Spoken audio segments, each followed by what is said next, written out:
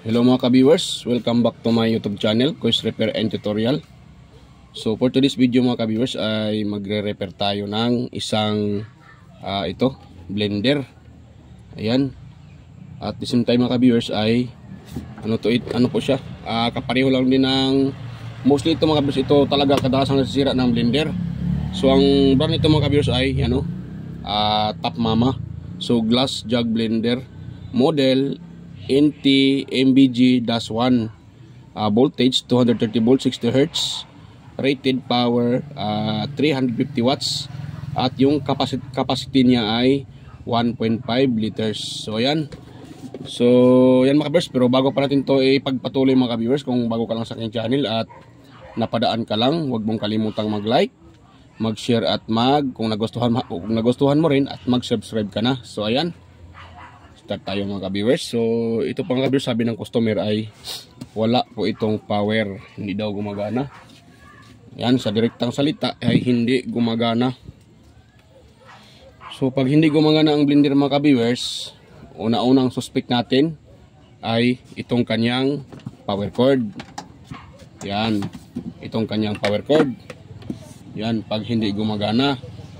So pangalawa mga ka-viewers, kasi ito ay may may tinatawag na thermal fuse, mayroon din siyang contact switch, at the same time mayroon din siyang diode na nagko-control sa kanyang switch para sa selector sa kanyang speed.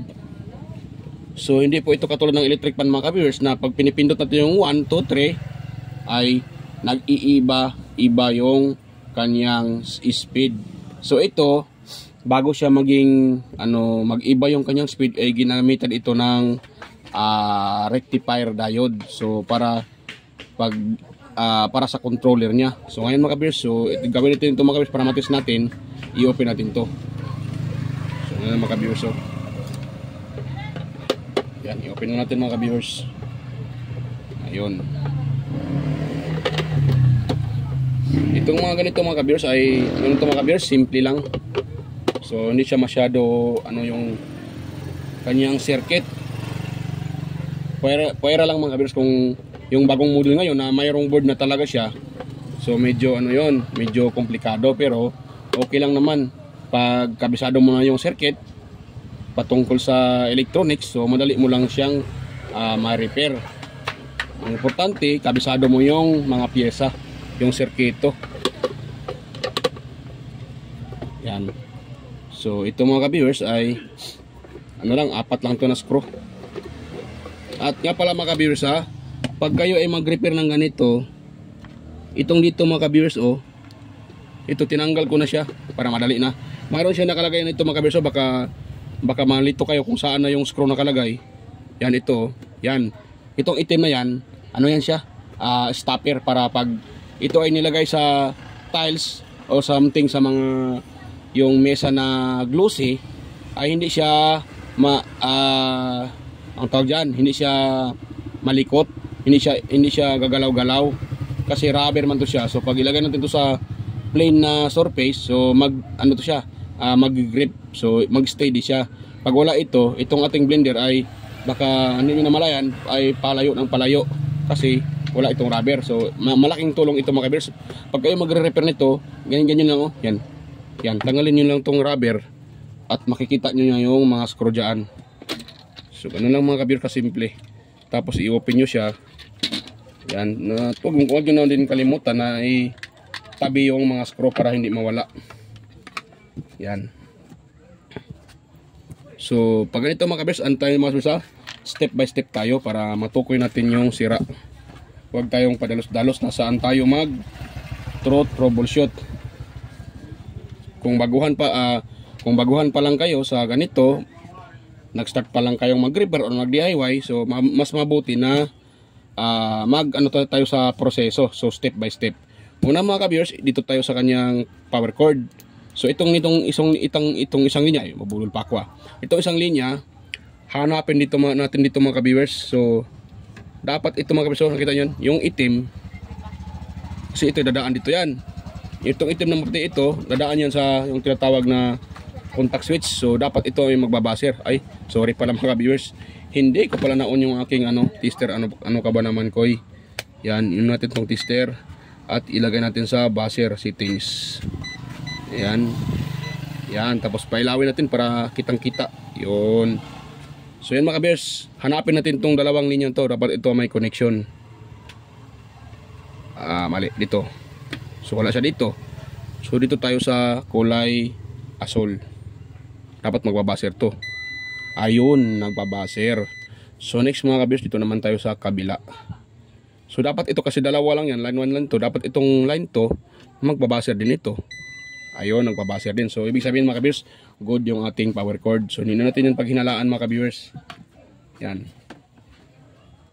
Yan, so pangalawa mga kabiyos, dito tayo sa kanyang ito.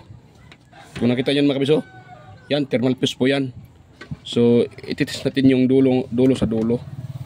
Itong itim, yan po ang kanyang isang dulo. Yung isang dulo naman ito.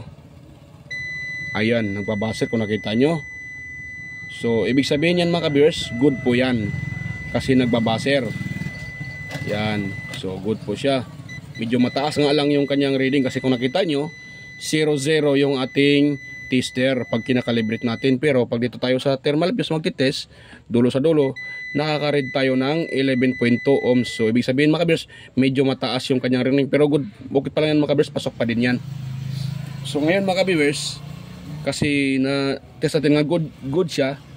Ito kasi yung fuse mga kabiyos, pati dito, dadaan yan sa isang linya. Isang turns ng windings. So good siya. So ngayon dito naman tayo sa kabilang turns mga viewers, maghahanap kung okay ba talaga siya. So dito tayo sa itim. Yung isa naman hanapin natin dito sa, kasi dalawa to siya eh. Yan, good din. Yan. So good din mga viewers. Meron din tayo nare-read na 11.8 ohms. So good siya mga viewers. Ngayon, kasi good yan, so bakit siya walang power? Sinasabi ng may-ari, wala siyang power. Hindi ko din siya maitis mga kabiyers kasi hindi dinala yung kanyang glass. So para sa akin mga kabiyers, dahil sinabi ng may-ari kahit nakalagay yung glass ay walang power. So ako, kasi palagi akong nagre-repair ng ganito, so una kong suspect mga kabiyers, ito ang may problema mga kabiyers. Yung kanyang tawag dyan, yung contact switch, tawag dyan, ano yan, micro switch. Yan.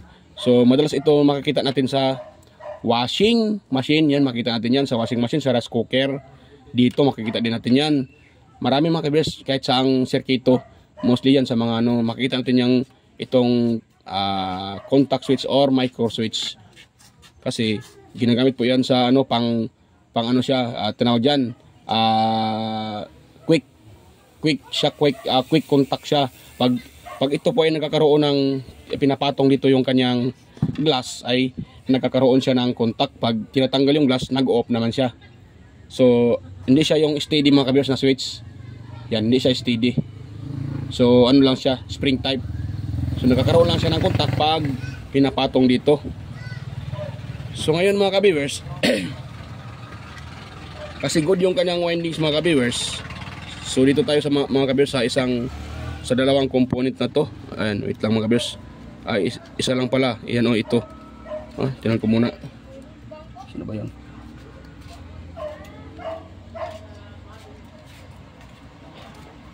Yan. O test natin to mga kabiyers. Itong nito. So yan. So diode to mga kabiyers. I-test natin to. So atong test natin mga kabiyers ay ilagay natin sa diode settings.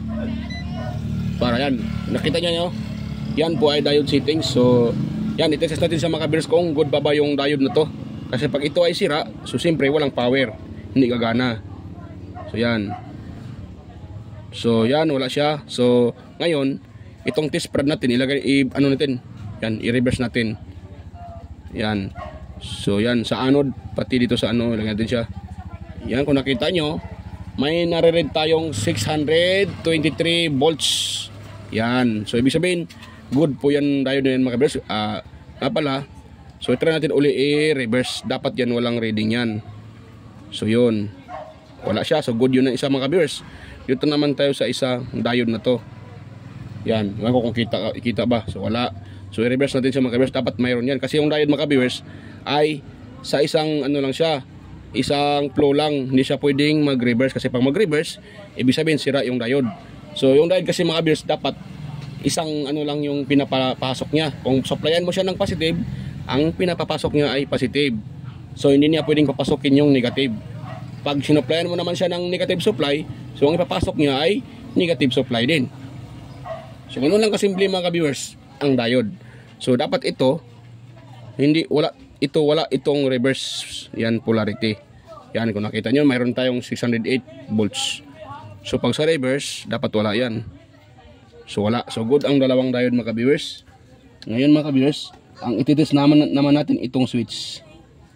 So yan. So lagyan natin sa common. So ito po ang common ng mga ka-viewers, itong common ng ating switch. So dito tayo. Naka-diode pala tayo, settings. Lagyan natin ulit sa yan sa buzzer. Wala. Ano pala to? Yan, mayroon siya mga ka-viewers. Tapos dito naman tayo sa kabila. Yan. So dito pati ito, mayroon din. Ito din. So dito pati ito. Good naman siya mga ka-viewers. Good siya, good. So good siya mga ka-viewers, yung ating switch. So walang problema yung switch natin mga ka-viewers. Ngayon, so last nating mga ka-viewers, ating ito na. Itong tinatawag na micro switch. Ako mga ka-viewers, pag yan ang nagka-problema, hindi ko na yan i-repair mga ka-viewers kasi pag for example ginagamit natin yung ito, tapos hinayaan natin na may laman yung glass, tapos nakatap dito sa taas, ito mga ka-viewers, ito hinayaan natin siya, ay itong ating mga ka-viewers, itong ating contact switch, yan siya, parang spring lang din yan. So kung palagi ang nakababa, siyempre pag matagal na, babalik mo yan sa taas pero hindi na pull. So maaring ipalagay natin 60 degrees, 60 siya, yung niya, palagay natin pull siya. Pag ginagamit niyo yan, palaging nakalagay dito yung glass na may laman, hinayaan nyo lang, nakapatong dyan. So imbis pull yung, pag tinanggal imbis pull yung balikan niya, maaring ganyan na lang siya. So hindi na mag-pull. Ngayon mga ka-viewers, ngayon pag hindi na siya pull, nilagan nyo na ng glass uli, siyempre itong kanyang contact hindi na maitulak ng ito, hindi na siya maitulak kasi mayroon niyang pin dito, yung pin niya ni mga ka-viewers. So pag yan nakalagay na yung glass, maaring yung dulo nitong pin na to ay hindi natatama sa kanyang yung parang spring. Yan, hindi natatama mga ka-viewers. Kasi po na siya, bumaba na yung kanyang kasi kaya nga sinasabi ko, kasi hinayaan natin na may laman, tapos nakapatong dito na hindi naman wala naman siya ginagamit. Kung sakaling mayroon kayong ganito mga ka-viewers, kahit anong klaseng blender, pag hindi nyo na ginagamit mga ka-viewers, tanggalin nyo dito yung nakalagay dito na glass. Huwag yung hayaang nakalagay dyan yung glass, kasi may tendency mga ka-viewers na yung spring, yung ganyan, kasi yero lang din yan katulad ba ng ating outlet, pag palagi natin yan sinalpakan, maabot talaga yung time na yung spring ng outlet ay luluwag. So pag next sinalpakan natin uli ng plug, so maaaring luluwag yan, so mahulog yung ating plug. Ganun lang din dito mga ka-viewers. Pag palagi natin yan sinalpakan ng glass at may laman pa at hinayaan natin dyan, so maaaring yung kanyang parang spring ay hindi na mag-open ng pole. So pag hindi na mag-open ng pole, so hindi dapat pag pull yan, matutulak pa yan ng pin. Pag nilagyan natin ng laman, so itutulak nitong pin, so bababa yan. Pag bababa yan, itutulak naman niya yung contact. So yung contact naman yan sila, magdikit yun. So magkakaroon siya ng contact. Ngayon, pag hindi na niya maitulak ito, kasi bumaba na. Pag for example tinanggalan nyo na ng laman, so tapos bumaba na to, So imbes ganyan na lang siya. So ibig sabihin hindi na yan maitulak ng pin. Kaya siya wala ng power kasi dapat kasi yan maitulak para yung sa loob yung ano mag-contact yung dalawang ano siya, mag-abot yung dalawang contact at magkakaroon siya ng connection. Ngayon pag hindi ito maitulak, hindi niya maitulak yung parang spring sa ilalim. So paano siya magkakaroon ng contact pag hindi niya maitulak? Kaya ito ang nangyari dito mga viewers.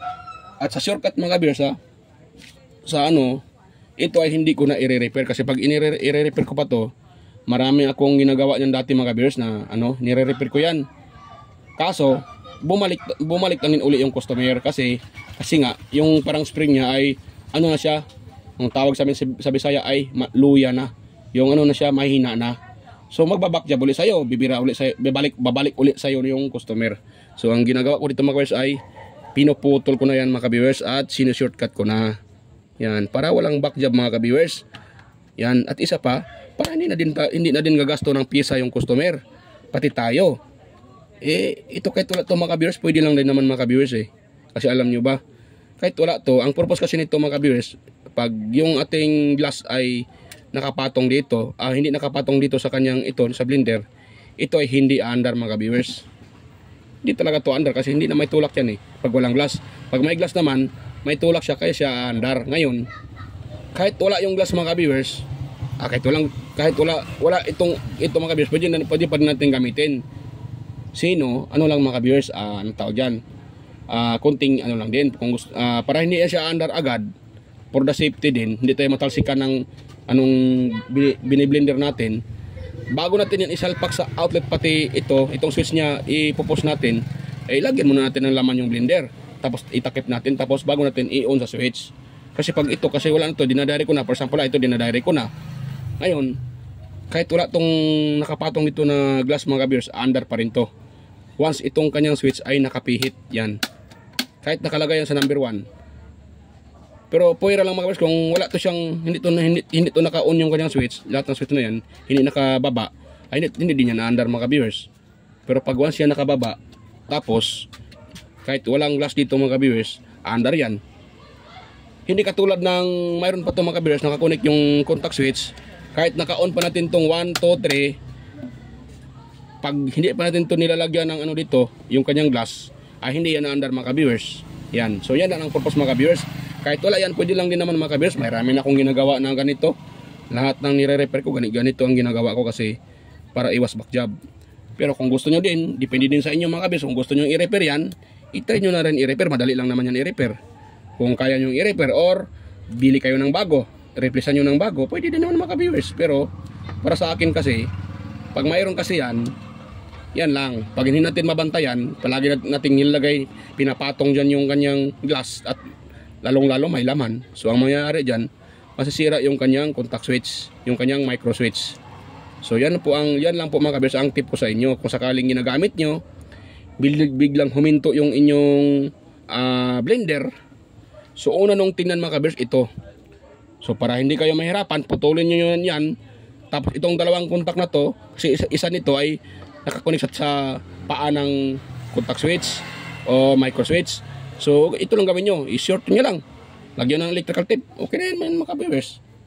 Kung sakaling hindi pa rin siya mag-power mga viewers, pangalawa yung itest ito, una-una talaga yung power cord mga viewers, pangalawa ito. At pag hindi pa, itest nyo itong dalawang dulo na to, itong itim, pati ito. Saan yung may thermal fuse, makita nyo naman thermal fuse kasi makapal yan may nakalagay na parang bakal.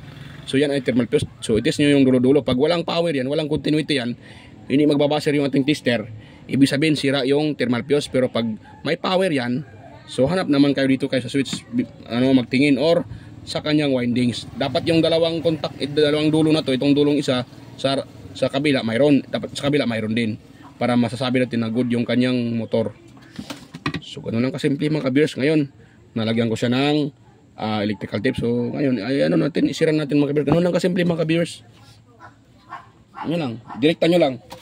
Sakaling mayroon kayong blender na ganito ang sira, bigla na lang huminto at hindi na umikot yung blender, so i-try nyo i-apply ito mga viewers sa inyong blender. So kung sakaling gumana, kasi mostly sa nire-repair ko, ito lang ang nagka-problema mga viewers, yung kanyang micro switch. So Yan lang talaga mga ka-viewers, at wala nang minsan din hindi naman yung kanyang fuse kasi mga ka-viewers, hindi naman siya madaling masira. Hindi yan basta-basta masira mga ka-viewers.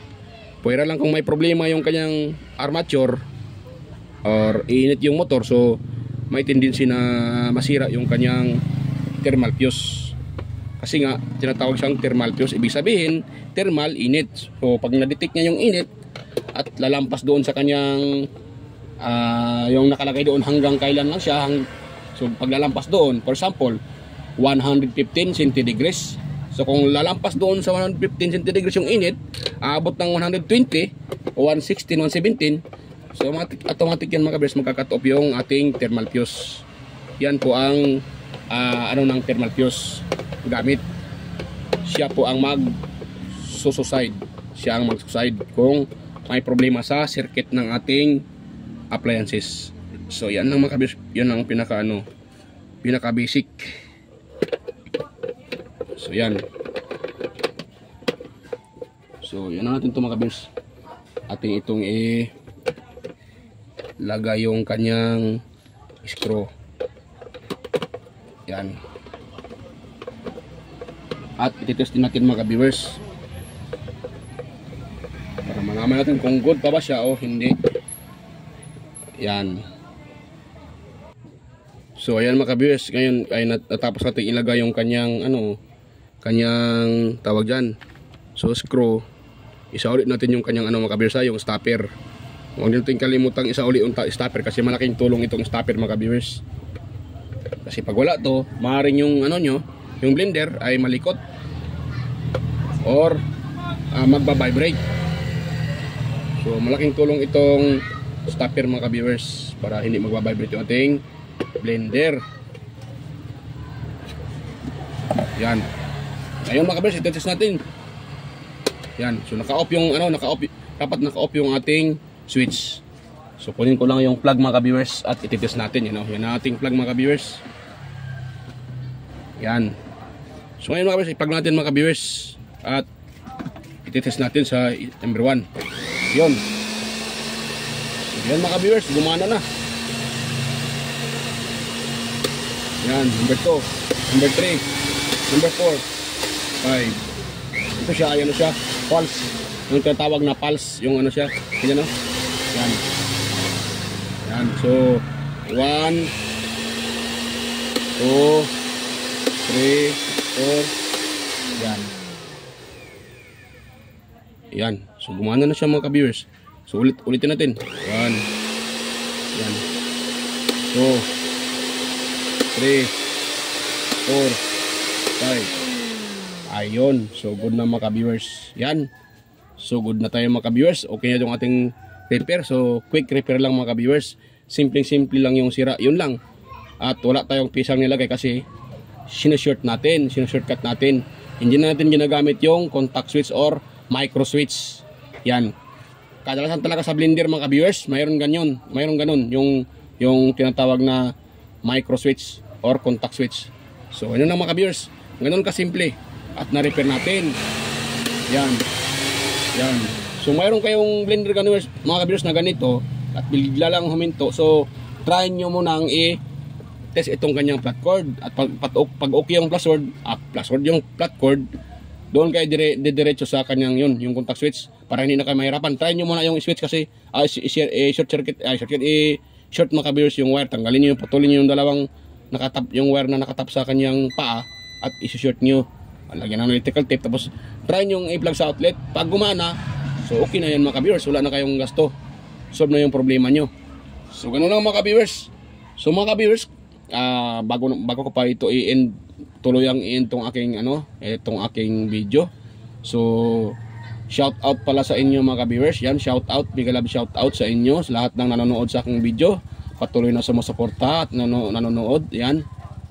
Ayan, so salamat sa inyo mga ka-viewers kasi kung hindi dahil sa inyo, so wala din ako dito sa mundo ng pagbablog.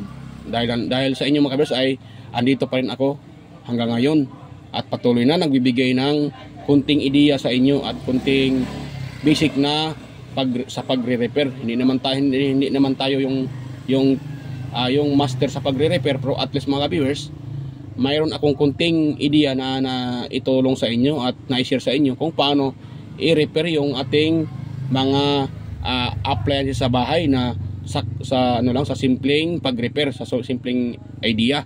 Yan, sa technique mga ka-viewers para ma-repair natin.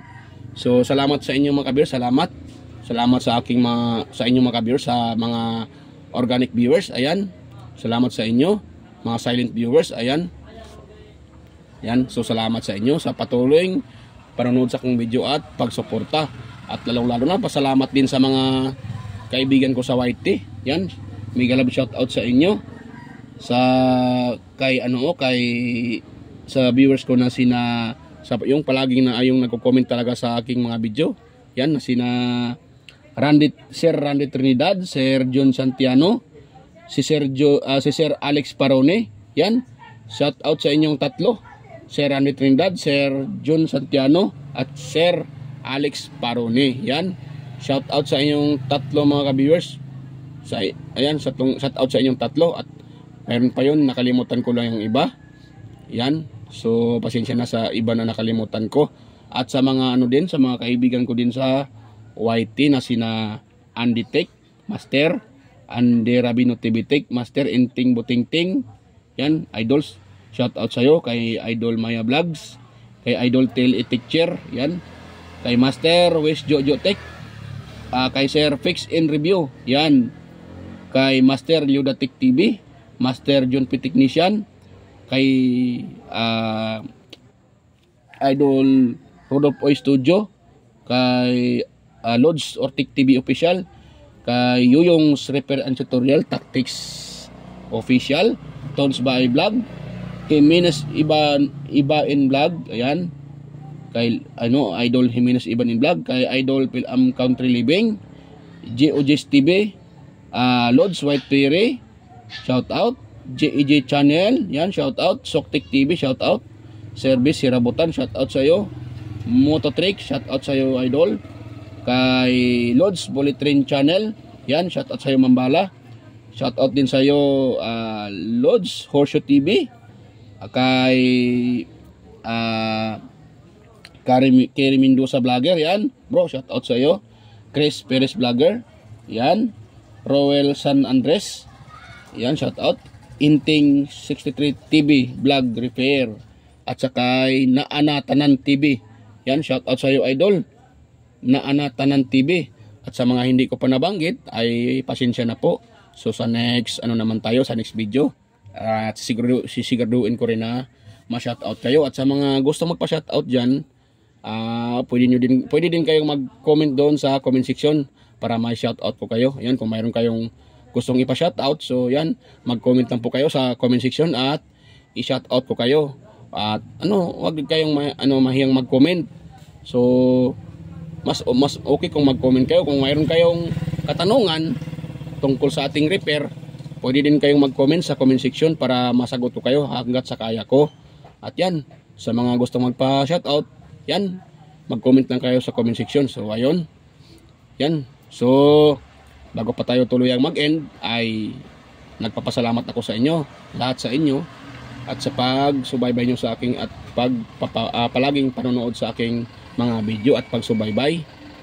Yan, so kung mayroon kayong kunting nakuhang ideya sa ating video ngayon, mayroon akong kunting ideya na itulong sa inyo, ayan, at nagustuhan nyo ito, pwede bang pwede bang pa-like, pa-share at pa-subscribe. So ayan, yan, salamat. At pindutin nyo na rin yung bell button, ilagay nyo sa all para palagi kayong updated sa mga video or manotify kayo palagi sa tuwing ako'y nag-upload. So ayun, yan, bye bye mga ka-viewers, yan, bye bye sa inyong lahat. So kita-kits tayo sa ulit sa next kong mga video. So yan, bye bye, yan.